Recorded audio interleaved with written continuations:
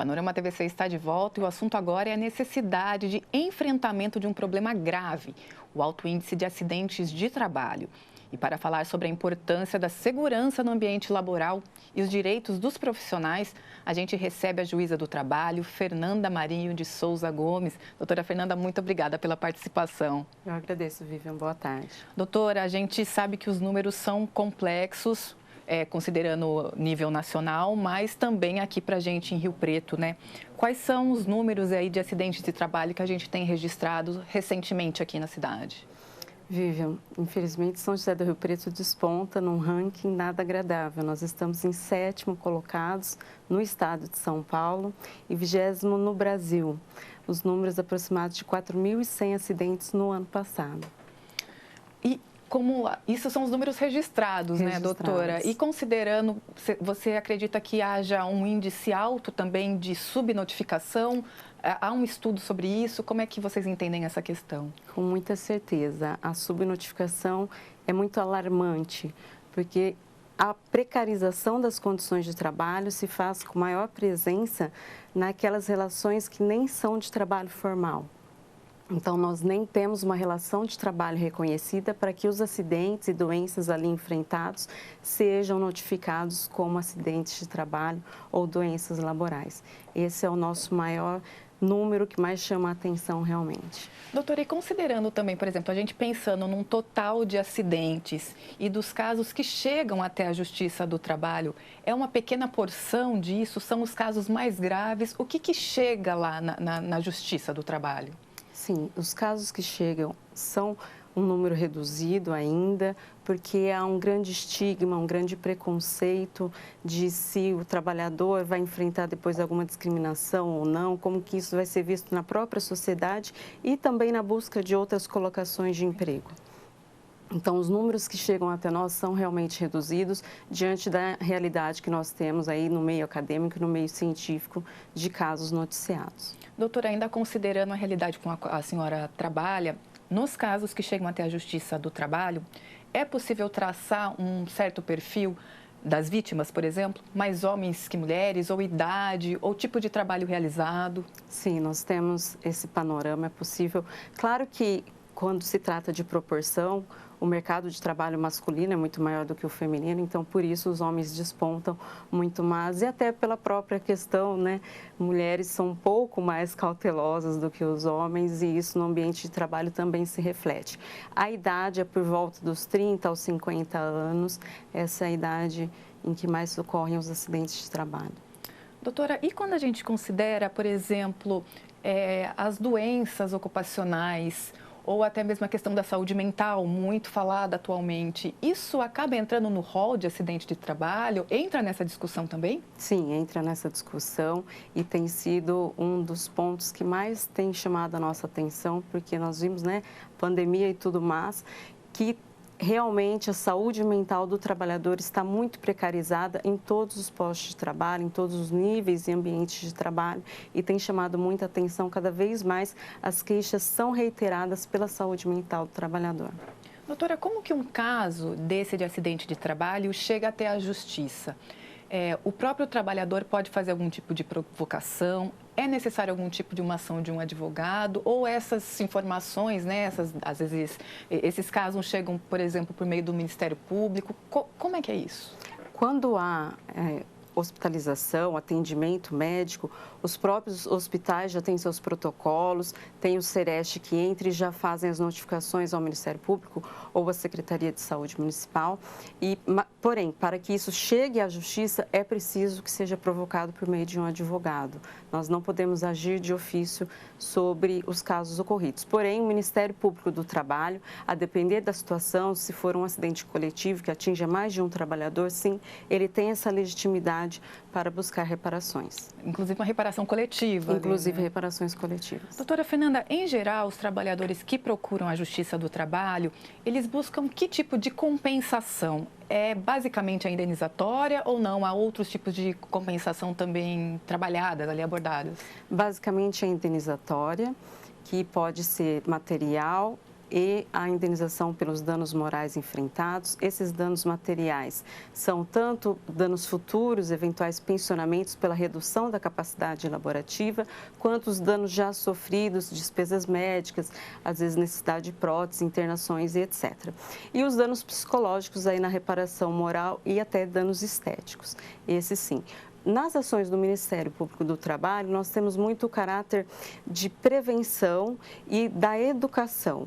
Então, são tutelas específicas para que seja feito todo um trabalho de treinamento.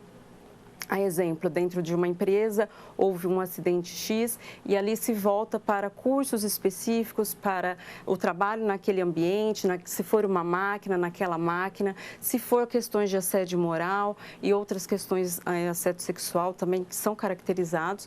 Também essas prevenções, cursos, palestras de como evitar isso para que ele não se torne institucional, que não seja uma questão estrutural daquele ambiente de trabalho. Entendi. E quando a gente fala, a senhora acabou de falar do caráter da prevenção, da conscientização, e pensando nas penalidades, por exemplo, empresas onde ocorrem acidentes, às vezes de forma mais frequente, por exemplo, a que tipo de sanções, penalidades elas estão sujeitas?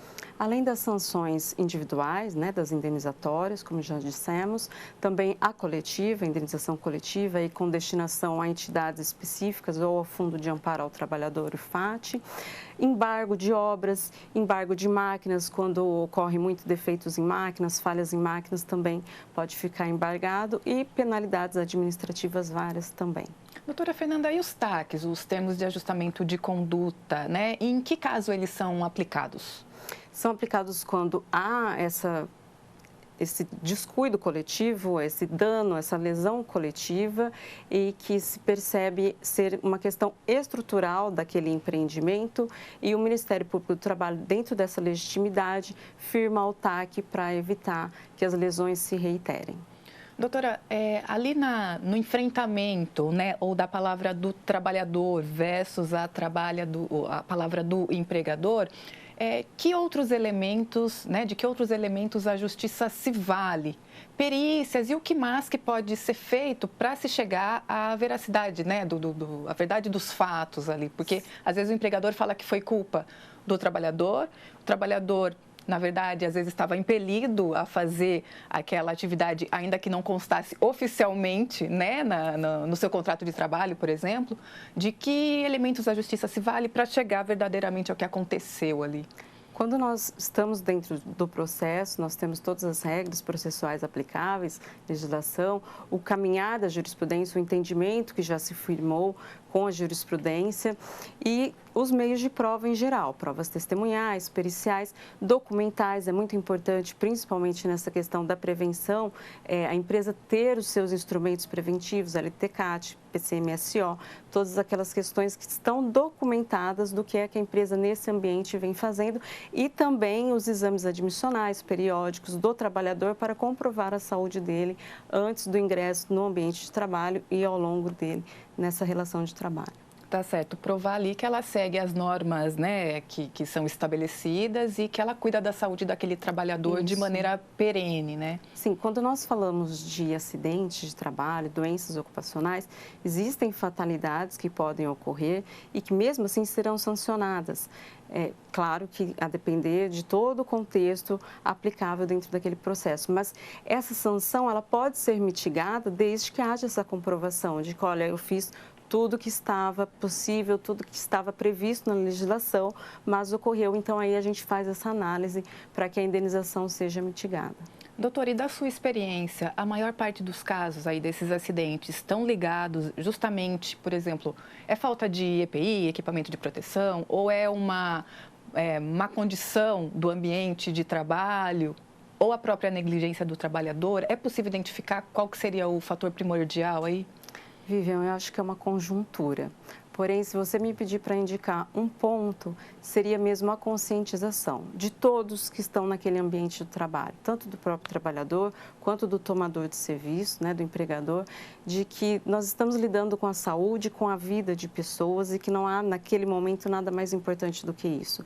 Então, às vezes, medidas que são feitas de forma sodadas, tanto por parte do próprio empregado, eu vou resolver, não, eu acho que assim vai dar certo. Não é um momento de experiências, né? Nós não podemos ali, não se admite falhas. Então, é ali que tem que se pensar um pouco mais, é a conscientização. Falando de conscientização, doutora Fernanda, como que tem sido o trabalho da Justiça do Trabalho nesse caminho, né? Que tipo de ações vocês vêm realizando, não só aqui em Rio Preto, mas, né, em todo o Brasil? Qual que é a ideia e o encaminhamento da Justiça do Trabalho nesse sentido de conscientização, prevenção? Nosso encaminhamento é de estar mais próximo à população, de deixar com que essa conscientização, esse nosso perfil pedagógico seja mais próximo e mais visível a todos. Nós temos o programa Trabalho Seguro do Tribunal Superior do Trabalho desde 2012, onde são destacados o ministro, o coordenador, desembargadores, os juízes, para a gente fazer esse fomento, seminários acadêmicos e levar a toda a população esse esclarecimento e estar disponível para essas questões também de conscientização e de fala com a população.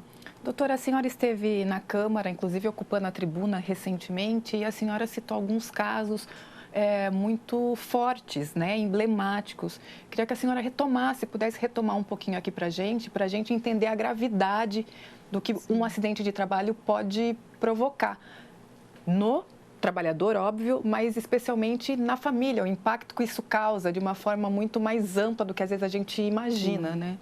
Sim, Vivian, um acidente de trabalho, ele não fica restrito ao trabalhador, nem, se me permite, nem só a família, mas afeta a todos nós. Porque nós vamos ter uma pessoa em plena capacidade laboral que tem essa capacidade de uma hora para outra precocemente diminuída, né? Ou abolida totalmente. E nós, como sociedade, e aí vem o regime de previdência, vamos ter que, de uma certa forma, dar um alento, dar uma acolhida para essa família ou para essa pessoa em caso de sobrevida. E os 2 acidentes que eu narrei, um infelizmente foi fatal, e a audiência, o filho, 6 anos, o órfão, estava ali com a mãe e realmente é uma situação de muita penalização, porque a gente pensa, né, como família, como que essa estrutura vai se reordenar novamente e todas as situações que vão ser necessárias para um equilíbrio familiar. E o outro era do jovem de 25 anos, que teve uma queda de altura e foi eletrocutado durante essa queda e perdeu os 2 braços. E realmente, imagina um jovem, para todos nós, né? Qualquer perda de membro é muito difícil, mas imagina um jovem de 25 anos sem os 2 braços. São realmente situações que trazem muita sensibilidade e nos fazem repensar bastante. Exatamente. Doutora, ainda falando de direitos do trabalho, maio a gente tem aí os 80 anos da CLT, a consolidação das leis trabalhistas, né? Queria saber da senhora... como é que a senhora vê a CLT hoje frente aos desafios e às novidades, vamos dizer assim, os novos arranjos trabalhistas? A CLT tem respondido às novas formas de trabalho, à precarização do trabalho, ou não? Ou são as normas que vão precisar de ajustes aí para responder a tudo isso que a gente vem conhecendo, né? Trabalhos novos, posições novas, relações novas. Esse é um grande desafio que nós temos, Vivian. Realmente a CLT faz 80 anos, agora dia 1º de maio, e há uma crítica muito ferrenha de que nós não acompanhamos, que a legislação não acompanhou toda a atualização da realidade. Muitos dizem que quando o direito se esquece da realidade, a realidade se vinga e se esquece do direito. Então, dizem que a CLT já está ultrapassada, que ela não consegue mais abranger essas relações, como trabalhadores em plataformas e demais relações de trabalho que vemos hoje realmente sendo uma realidade, inclusive devido à tecnologia e todas as revoluções do mercado de trabalho. Porém, para muitos mais clássicos, eu acredito que a CLT tem, assim, um arcabouço que nos permite até olhar, ainda que precisemos em alguns momentos de um olhar um pouco diferenciado para algumas relações, mas temos muito ainda da CLT que pode nos acompanhar nas regulamentações com toda certeza. Claro, bom embasamento. Um bom embasamento. Avanços são necessários, sim, mas a CLT sempre será um norte muito seguro. Doutora Fernanda, já estamos chegando ao fim da nossa entrevista. Gostaria de saber se tem algum outro ponto que às vezes a gente não abordou aqui, que a senhora gostaria de destacar ou fortalecer essa questão da conscientização para a sociedade, e desde a infância também, né?